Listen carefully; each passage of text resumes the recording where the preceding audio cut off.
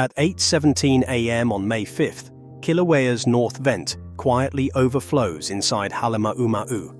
By 10:30, a 650-foot lava fountain, the largest of 2026, punches a plume 20,000 feet into Hawaiian airspace. Fist-sized volcanic clasts rain down 14 miles away, while tourists scramble off the rim trail. This was episode 46, one of 46 eruptions in just 17 months. And what's building beneath the surface may be far worse. At 8:17 a.m., seismic monitors at Kilauea's summit registered a sharp uptick.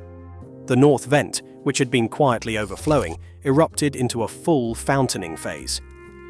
USGS instrumentation, seismic arrays, tilt meters, and the South Rim V3 camera captured the transformation in real time.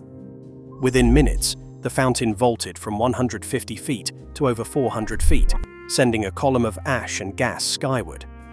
By 10:30, the fountain reached its maximum, 650 feet above the crater rim, the tallest of the year. The plume pierced the lower stratosphere, rising to nearly 20,000 feet, and triggered an immediate ash advisory for air traffic. The FAA issued a NOTAM, rerouting planes and grounding helicopter tours as visibility dropped below 2 miles east of the caldera. On the ground, the eruption's unmistakable energy became clear. Fist-sized clasts, solid fragments of lava, traveled on ballistic arcs, landing as far as 14 miles from the vent at Uekahuna Overlook. USGS field teams documented these impacts, while the National Park Service closed the crater rim trail mid-morning. Seismic tremor peaked at 2.2 millimeters, and tilt meters recorded rapid deflation as magma surged upward and out. Throughout the afternoon, the fountain's power slowly waned, but the eruption held steady for 9 hours. At 5:22 p.m., the fountain ceased abruptly. The USGS confirmed the end of the episode minutes later, as the vent reverted to a low-level overflow and the alert level dropped. By the close of the day, the episode stood as the most thoroughly documented eruption of the sequence, its intensity, duration, and reach recorded in minute-by-minute detail by an array of scientific eyes. Ash began to settle on the streets of Volcano Village before noon, coating cars, rooftops, and gardens in a fine grey dust. The National Weather Service issued an ashfall advisory as the plume drifted northeast, warning residents to stay indoors and protect water catchments. By mid-afternoon, the Hawaii Department of Health logged 4 emergency room visits for respiratory distress, mostly from asthma patients struggling with the sudden spike in sulfur dioxide. Local clinics handed out masks and advised families to run air purifiers around the clock. On the slopes above Kona, coffee farmer David Maui surveyed his 10-acre plot. Yellowed leaves and a gritty layer of ash clung to the branches, while the acrid odor of vog lingered in the air. David had seen eruptions before, but this one left his crops scorched and the cherries shriveled. He sent photos to the Hawaii Coffee Association, which began tallying reports of leaf burn and bean loss from dozens of farms across the district.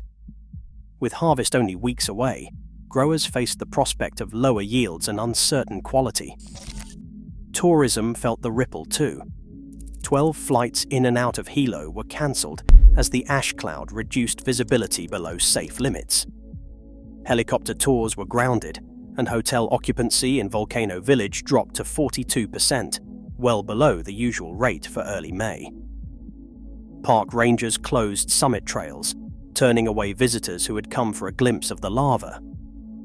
For businesses relying on steady tourist traffic, the 9-hour eruption brought an abrupt halt to the start of the summer season.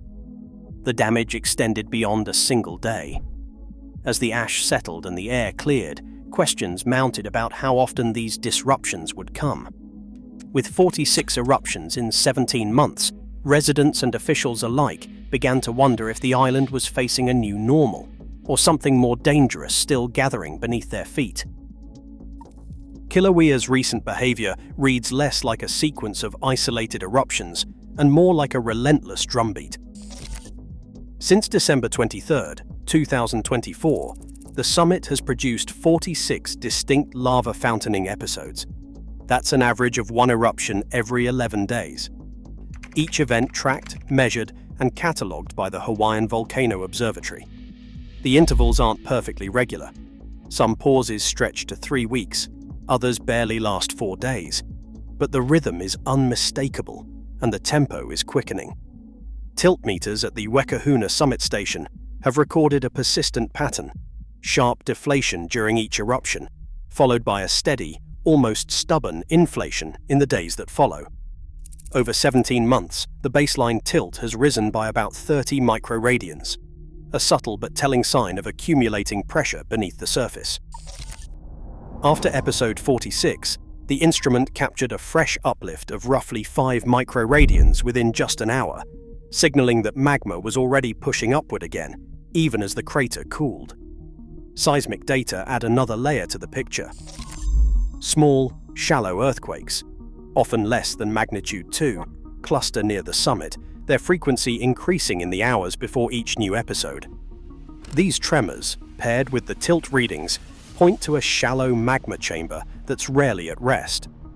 USGS catalogues show that the cumulative volume of new rock since the start of this eruptive phase covers more than 800 acres, stacked to an average depth of 240 feet. The numbers tell a story of mounting unrest. Each eruption relieves only a fraction of the built-up pressure. With every cycle, the ground swells a little higher, the intervals shrink, and the question grows: is the volcano simply restless, or is something larger building beneath the summit? 92 years before episode 46, Halemaumau crater unleashed a different kind of terror. On May 18, 1924, a violent explosion shattered the morning calm, sending a column of ash and steam 4 miles into the sky. USGS archival photographs capture that moment, a dark, roiling plume towering over the caldera, dwarfing the surrounding landscape. The force of the blast hurled boulders weighing up to 8 tons more than half a mile from the rim. One of those stones struck and killed Truman Taylor, a young photographer who had ventured too close, making him the only recorded fatality of the eruption. The events of 1924 did not unfold over a single day. That spring, the lava lake inside Halemaumau drained away, leaving the crater floor exposed. Ground cracks opened near Kapoho, and the coastline subsided by as much as 14 feet. Then came a series of explosions, over 50 in all, each one scattering ash, cinders, and blocks across the summit. When it was over, the crater had doubled in diameter, swelling from 1,400 to 3,000 feet. The lava lake vanished, not to return for 85 years. The 1924 eruption stands as the benchmark for explosive risk at Kīlauea. Its legacy is written in the battered rim, the scattered boulders, and the stories passed down through generations. Today's scientists measure fountain heights and plume altitudes with precision. But the scale of the 1924 blast, a 4-mile column, a crater transformed, a life lost, remains the standard against which every new warning is quietly compared. 2 futures now stand in front of Kīlauea, each grounded in hard geologic evidence. Dr. Jessica Mahoney of the Hawaiian Volcano Observatory outlines the first: a 1,500-foot summit collapse, triggered if magma drains rapidly into the East Rift Zone. This scenario, reminiscent of the 2018 caldera drop, would reshape the summit and threaten infrastructure far beyond the crater rim. The second, modeled on 1924, is a phreatic explosion, steam-driven, sudden, and potentially violent if magma slips below the water table and vaporizes groundwater. Both paths share 6 warning signs: persistent inflation, greater than 5 microradians, clusters of shallow earthquakes, sharp shifts in gas composition, rapid ground deformation, lateral magma movement, and the appearance of new surface vents. Dr. Mahoney stresses that these indicators, tracked in real time, form the dashboard for every critical decision. The next episode's character may depend on how many of these red flags appear together. After the fountains died down, the ground at Uekahuna began to rise again. Tilt meters recorded a fresh uplift of 7 microradians within hours, a subtle but persistent sign that Kilauea's pressure was already rebuilding.